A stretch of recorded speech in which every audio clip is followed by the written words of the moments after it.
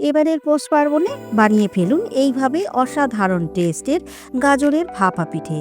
অসম্ভব টেস্টি আর একদমই কিন্তু সহজ একটা রেসিপি, যেটা একবার বানালেই বুঝতে পারবেন কতটা পারফেক্ট। আর এই গাজরের ভাপা পিঠের রেসিপিটি কিন্তু একদমই হ্যাংলা মনের, তাই বাড়িতে অবশ্যই একবার ট্রাই করবেন। না থাকবে ভাঙার ভয়, আর না ঠান্ডা হওয়ার পর শক্ত হয়ে যাওয়ার ভয়। তাই অনুরোধ করব আজকের রেসিপির ভিডিওটি সম্পূর্ণ দেখার জন্য। সাথে অনুরোধ করব ইউটিউবে আমার হ্যাংলা মন চ্যানেলটিকে একটি সাবস্ক্রাইব করে দেওয়ার জন্য। সাথে একটি লাইক, কমেন্ট আর শেয়ার করে দেবেন প্লিজ, কারণ আপনাদের একটি সাবস্ক্রাইব আমাকে অনেক মোটিভেট করে এগিয়ে যাওয়ার জন্য। নমস্কার বন্ধুরা, আমি রাখি হ্যাংলা মনের আর একটি সুন্দর নতুন রেসিপির ভিডিওতে আপনাদের সকলকে স্বাগত জানাই। তো চলুন শুরু করে দিই আজকের রেসিপি। তো বন্ধুরা, গাজরের ভাপা পিঠে বানানোর জন্য প্রথমেই রেডি করে নেব গাজরের পেস্ট।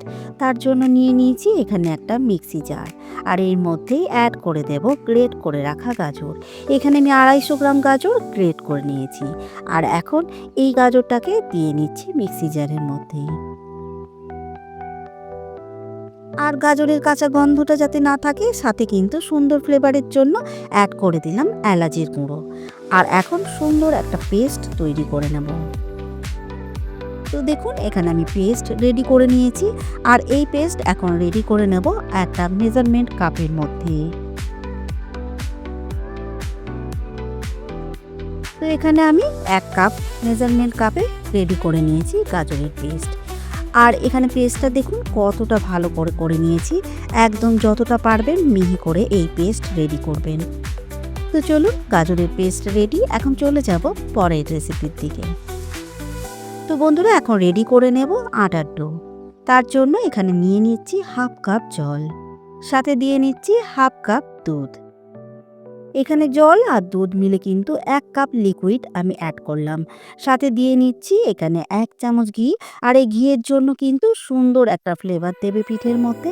তাছাড়াও সুন্দর শাইনিং আসে পিঠের উপর, আর ঠান্ডা হওয়ার পর একদম সফট থাকে। আর এখন সুন্দর করে বয়েল করে নেব দুধ।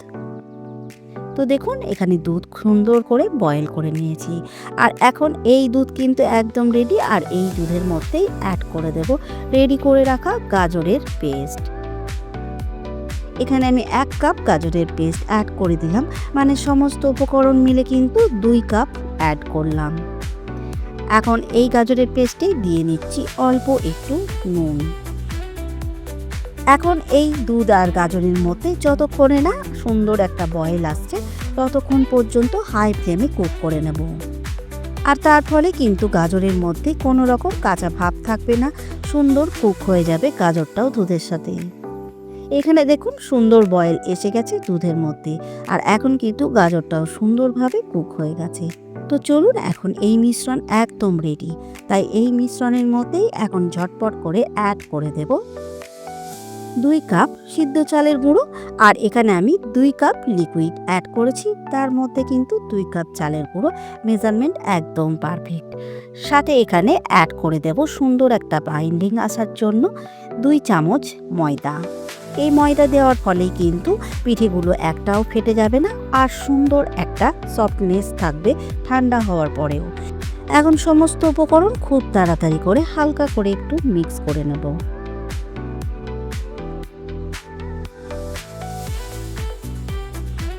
তো এখানে দেখুন সমস্ত উপকরণ মিক্স করে নিয়েছি হালকা করে। আর এখন গ্যাসের ফ্লেম অফ করে দিয়ে ঢেকে এটাকে রেস্টে রেখে দেব 15 মিনিটের জন্য। তো বন্ধুরা, মিশ্রণটা 15 মিনিট রেস্টে রাখা হয়ে গেছে। আর এখনও মিশ্রণ কিন্তু বেশ গরম, কিন্তু এই গরম অবস্থাতেই মিশ্রণটাকে খুব ভালো করে মিক্স করে নিয়ে একটা ডো রেডি করতে হবে। তাই এখন রেডি করে নেব। তাই আরও একবার ভালো করে সমস্ত উপকরণ মিক্স করে নিচ্ছি। এখানে আরও একবার মিক্স করে নিয়েছি, আর এখন এই মিশ্রণটা নিয়ে নেব একটা বড় পাত্রের মধ্যে।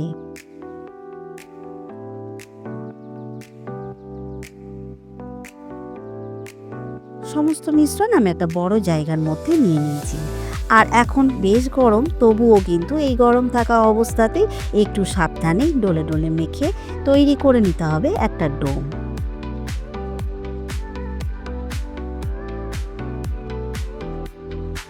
তো এখানে দেখুন তৈরি করে নিয়েছি সুন্দর একটা চালের ডো। আর এখন এই চালের আটার ডোটা কিন্তু বেশ গরম, এর মধ্যে কিন্তু পিঠে পুলি বানানো যাবে না। তাই এই ডোটাকে এখন একটা ভিজা পরিষ্কার কাপড় দিয়ে কভার করে রেখে দেব 20 মিনিটের জন্য রেস্টে। আর আটাটা রেস্টে রেখে দিয়ে রেডি করে নেব পিঠের জন্য পুর। তার জন্য এখানে নিয়ে নিয়েছি আমি খোয়া ক্ষীর। আর এই খোয়া ক্ষীর আপনারা বাজারে সহজেই কিনতে পাবেন, তাছাড়া কিন্তু বাড়িতেও বানিয়ে নেওয়া যায়, যেমনভাবে আমি বানিয়ে নিয়েছি। আর এখন এই খোয়া ক্ষীর দিয়ে নিলাম আমি 2 কাপ, সাথে দিয়ে নিচ্ছি হাফ কাপ খেজুরের গুড়। আর আপনারা চাইলে এটা চিনি দিয়েও বানিয়ে নিতে পারেন, কিন্তু খেজুরের গুড় দিলে আলাদাই স্বাদ আসে এই পিঠে পুলির মধ্যে। আর খেজুরের গুড়টা একটু ভালো কোয়ালিটির ইউজ করবেন, যেমন দেখুন এমনি হাত দিলেই ভেঙে যাবে। আর এই গুড়গুলো কিন্তু বেশ ভালো হয়। তো চলুন, এখন গুড় আমি অ্যাড করে দিয়েছি। আর এখন খুব ভালো করে খোয়া ক্ষীরের সাথে সুন্দর করে মিক্স করে নিয়ে রেডি করে নেব এই পুরটা। তো বন্ধুরা, খোয়া ক্ষীরের সাথে গুড় একদম সুন্দর করে মেল্ট হয়ে গেছে আর পুরটা প্রায় হয়ে এসেছে। তাই আরও 1 থেকে 2 মিনিট মতো এইভাবেই জাল দিয়ে নিয়ে রেডি করে নেব পুর। তো বন্ধুরা, এখানে 2 মিনিট আরও কুক করে নিয়েছি আর এখানে কিন্তু পুর একদম রেডি। এই পুরটা ঠান্ডা হওয়ার পর আরও গাঢ় হয়ে যাবে, তাই এখন গ্যাসের ফ্লেম অফ করে নামিয়ে নেব পুর আর চলে যাব পরের স্টেপে।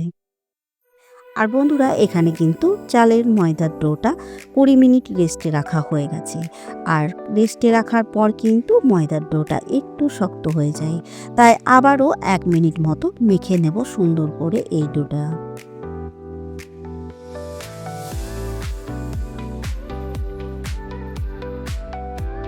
তো 1 মিনিট মেখে নিয়েছি আর এখন দেখুন কতটা সফট এই ডো। আর এখন ছোট্ট ছোট্ট করে সাইড মতো লেচি কেটে তৈরি করে নেব পুলিগুলো। পুলি শেপ দেওয়া আপনারা সকলেই জানেন।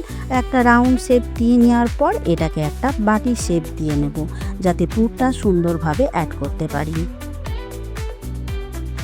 এখন এই বাটির মধ্যেই অ্যাড করে দেব ঠান্ডা করে রাখা পুর। এখানে দেখুন ঠান্ডা হওয়ার পর পুরটা কিন্তু একদমই পারফেক্টভাবে গাঢ় হয়ে গেছে। তো চলুন, এখন এই পুরটা দেওয়ার পর কিন্তু সুন্দরভাবে সিল করে দিতে হবে পুলির মুখ।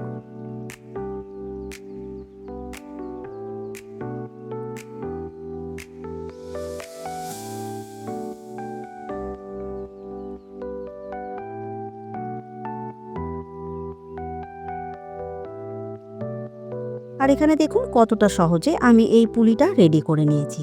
আর এইভাবেই সমস্ত পুলিগুলো শেপ দিয়ে নেব একে একে। তো বন্ধুরা, এখানে সমস্ত পুলির শেপ আমি দিয়ে নিয়েছি। আর এখন পুলিগুলো একদম রেডি সিদ্ধ করতে দেওয়ার জন্য। তো বন্ধুরা, পিঠেগুলো স্টিম করার জন্য এখানে জল অলরেডি আমি গরম করে রেখেছি। আর এখানে দেখুন এই জালিদার থালাটা নিয়ে নিয়েছি, এর উপরেই দিয়ে দেব পিঠেগুলো। তার জন্য অল্প একটু ঘি আমি সুন্দর করে গোটা থালার মধ্যে ব্রাশ করে নিলাম। আর এখন এই থালাটাকে দিয়ে নেব এই কড়াইয়ের উপরেই। আর এখন এই থালার উপরেই সাজিয়ে দেব সমস্ত পিঠেগুলো।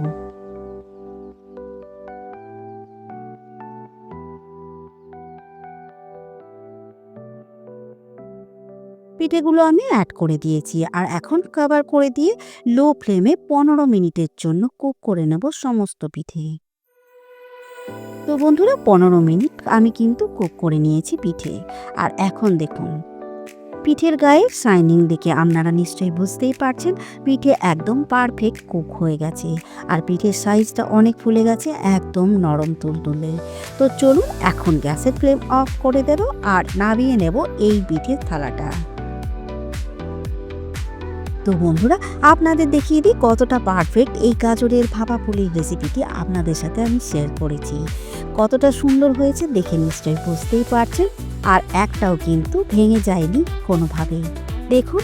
আর এতটা নরম সফট যে কি বলবো। তো চলুন, এখন গরম গরম এই পিঠে পুলি সার্ভ করব বাড়ির সকলকে সুন্দর করে সাজিয়ে খেজুরের গুড়ের সাথে। আর আপনারাও কিন্তু এই পৌষ পার্বণে অবশ্যই এই গাজরের ভাপা পুলিটা একবার ট্রাই করবেন, সাথে কমেন্ট করে জানাবেন খারাপ লাগলে। আর বন্ধুরা, আজকের ভিডিওটি আপনারা যদি ফেসবুক পেজ থেকে দেখেন তাহলে প্লিজ বন্ধুরা আমার ফেসবুক পেজটিকে ফলো করবেন আর একটি লাইক করে দেবেন। আর আপনারা চাইলে কিন্তু আমার ইনস্টাগ্রাম চ্যানেলটিকেও ফলো করে রাখতে পারেন। আর এখানে দেখুন, একটা ভেঙে আপনাদের দেখিয়ে দিই ভিতরের কতটা সুন্দর পুরটা গলেছে।